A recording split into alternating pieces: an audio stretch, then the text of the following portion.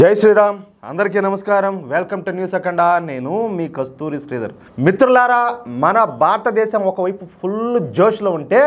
ఈ బొంగులో దేశం అదే బంగ్లాదేశ్ పెడబొబ్బలు పెట్టి ఏడుస్తుంది ఊరికే ఉడక కాదు ఈ న్యూస్ చూడండి ఒకసారి సూపర్గా ఉంటుంది ఓకేనా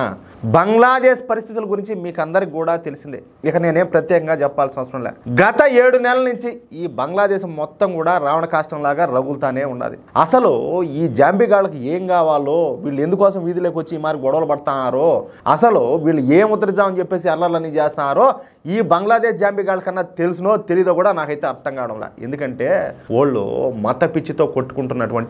మత పిశాచాలు కాబట్టి నాకు తెలిసిందల్లా ఒకటే నేను అర్థం చేసుకుంది వీళ్ళు మత పిచ్చితో కొట్టుకుంటున్నారు అనేసి సరేనా సరే ఇంకా పాయింట్కి వద్దాం బంగ్లాదేశ్లో వ్యవసాయం తర్వాత అతి పెద్ద పరిశ్రమ వస్త్ర పరిశ్రమ బంగ్లాదేశ్ వస్త్ర పరిశ్రమ ఏమి ఆషామాషి వస్త్ర పరిశ్రమ కాదు బంగ్లాదేశ్ వస్త్ర పరిశ్రమ ఎగుమతుల విలువే దాదాపుగా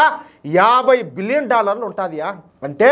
4.3 లక్షల కోట్ల విలువైన వస్త్రాలను బంగ్లాదేశ్ ప్రతి సంవత్సరం కూడా ఎగుమతులు చేస్తూ ఉంటుంది బంగ్లాదేశ్ ఎగుమతులు చేసే దేశాలలో America Germany France Britain Italy Spain Luxembourg Switzerland దేశాలతో పాటు మన భారతదేశం కూడా ఉంటుంది అంటే చూడండి బాగా ధనిక దేశాలకు కూడా వీళ్ళు ఎక్స్పోర్ట్ చేస్తున్నారు దాన్ని బట్టి మీరు అర్థం చేసుకోవచ్చు అది కూడా మన భారతదేశంతో పాటు అర్థమైందా ఇకపోతే బంగ్లాదేశ్ వస్త్ర పరిశ్రమ పైన 45 లక్షల మంది బంగ్లాదేశీలు ఆధారపడి జీవిస్తున్నారు అంటే ఈ వస్త్ర పరిశ్రమ మూలంగా బంగ్లాదేశ్లో ఉద్యోగ ఉపాధి అవకాశాలు పొందుతున్న వాళ్ళ సంఖ్య 45 లక్షల మంది అన్నమాట ఇక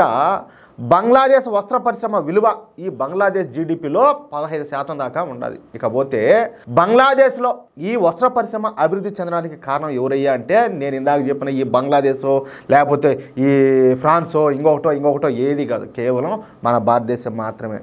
2004లో కాంగ్రెస్ ప్రభుత్వం వచ్చిన దగ్గర నుంచి ఈ బంగ్లాదేశ్కు కారు చౌకగా పత్తిని అందించడం కారు చౌకగా మెటీరియల్ని అందించడం అదేవిధంగా కారు చౌకగా డీజిల్ని అందించడంతో పాటు బంగ్లాదేశ్ నుంచి తయారైనటువంటి వస్త్రాలను భారత మార్కెట్లోకి ప్రవేశపెట్టడం అంటే పనికిమాలిన నిష్ఠ దరిద్ర పనులు ఎన్నో కూడా చేయడంతో బంగ్లాదేశ్లో ఈ వస్త్ర పరిశ్రమ విపరీతంగా అభివృద్ధి చెందిందనమాట అదే క్రమంలో భారత్లో వస్త్ర పరిశ్రమ దిగజారిపోయింది సరే ఇక గత 7 నెలల నుంచి ఈ బంగ్లాదేశ్లో పరిణామాలు హింసాత్మకంగా మారిన సంగతి మీకు అందరికి కూడా తెలుసు ఏదో 1-2 రోజులు అయితే ఎవరు కూడా పట్టించుకోరు కానీ గత 7 నెలల నుంచి హిందువులపైన ఏకపక్షంగా కుట్రపూరితంగా ఈ మత పిశాచాలన్నీ కలిసి దాడి చేస్తూ ఉండడంతో ఇక బంగ్లాదేశ్ను గట్టిగా దెబ్బకొట్టాలని చెప్పేసి మోడీ ప్రభుత్వం అయితే నిర్ణయం తీసుకునింది ఇందులో భాగంగానే బంగ్లాదేశ్కు కారు చౌకగా అందించేటటువంటి నాణ్యమైన పత్తి డీజిల్ రా మెటీరియల్ ఇతర వస్త్ర పరిశ్రమలో కావాల్సినటువంటి అన్ని పరికరాలను కూడా ఎగుమతి చేయడం పూర్తిగా మన భారతదేశం అయితే నిలిపేసింది దీంతో ఇప్పటికే బంగ్లాదేశ్లో 1200 వరకు ఈ చిన్న పరిశ్రమలన్నీ కూడా వస్త్ర పరిశ్రమలన్నీ కూడా మూతపడిపోయినాయి అయితే ఇప్పుడు ప్రపంచ ప్రఖ్యాతి చెందినటువంటి JCPenney Primark Tesco Decathlon Dunnes KiK clothing Gap Next వంటి అమెరికా యూరప్ దేశాలకు చెందినటువంటి బ్రాండ్లు మొత్తం కూడా బంగ్లాదేశ్లోని తమ కర్మాగారాలను మూసుకొని భారత్కు వచ్చేస్తున్నాయి చూడండియా ఒక పక్క ఆ దేశంలోంచి బయటకు వస్తున్నాయంటే ఒక సంతోషం మన దేశంలోకి వస్తున్నాయంటే ఇంకా సంతోషం 4 రోజుల క్రితం మన దేశ రాజధాని న్యూఢిల్లీలో మన ఆసియా ఖండంలోనే అతి పెద్ద గ్లోబల్ టెక్స్టైల్ ఈవెంట్ అయితే జరిగింది ఈ గ్లోబల్ టెక్స్టైల్ ఈవెంట్ పేరు భారత్ టెక్స్ 2025 ఈ టెక్స్టైల్ ఈవెంట్ను 22 లక్షల స్క్వేర్ ఫీట్ల విస్తీర్ణంలో నిర్వహించారు ఇది మన ఆసియా ఖండంలోనే ఒక రికార్డ్ అనమాట ఇక ఈ టెక్స్టైల్ ఈవెంట్కు 120 దేశాల నుంచి వివిధ గార్మెంట్ సంస్థల సీఈఓలు పాలసీ మేకర్స్ ఇండస్ట్రీ లీడర్లు అందరూ కూడా వచ్చినారు మొత్తం మీద ఈ టెక్స్టైల్ ఈవెంట్ను 120 దేశాలకు చెందినటువంటి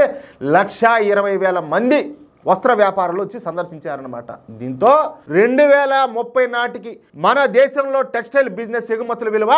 దాదాపు 9 లక్షల కోట్లను దాటిపోయి 10 లక్షల కోట్లకు చేరుకోనున్నట్టు విశ్లేషకులు అయితే అభిప్రాయం వ్యక్తం చేస్తున్నారు అంతేకాకుండా ఈ వస్త్ర పరిశ్రమ మూలంగా మన దేశంలో కొత్తగా 30 లక్షల మందికి ఉద్యోగ ఉపాధి అవకాశాలు అయితే లభించనున్నాయి. అంటే ఒక పక్క భారతదేశం ఆనందంతో గంతులేస్తా ఉంటే మరొక పక్క ఈ బంగ్లాదేశ్లో ఉన్నటువంటి హిందువులను రాచి రంపాన పెట్టి వాళ్ళని హత్యలు చేసి అత్యాచారాలు చేసి లూటీలు చేసి దహనాలు చేసిన పాపానికి ఈ బంగ్లాదేశ్లో ఉన్నటువంటి ఉద్యోగాలు పోయి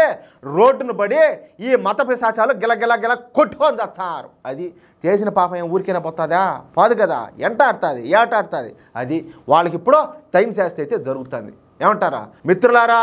ఈ న్యూస్ కనుక మీకు నచ్చినట్లయితే ఖచ్చితంగా ఈ న్యూస్ నలుగురికి షేర్ చేయండి. అదేవిధంగా తప్పనిసరిగా ప్రతి ఒక్కరు కూడా మీ యొక్క అమూల్యమైన అభిప్రాయాలు ఖచ్చితంగా కామెంట్ చేయండి. ఇంకో మాట, ఇంతవరకు మీరు కనుక మన ఛానల్ సబ్స్క్రైబ్ చేసుకున్నట్టయితే ప్రతి ఒక్కరు కూడా మన ఛానల్ సబ్స్క్రైబ్ చేసుకోండి. ప్లీజ్ సపోర్ట్ చేయండి. జై శ్రీరామ్.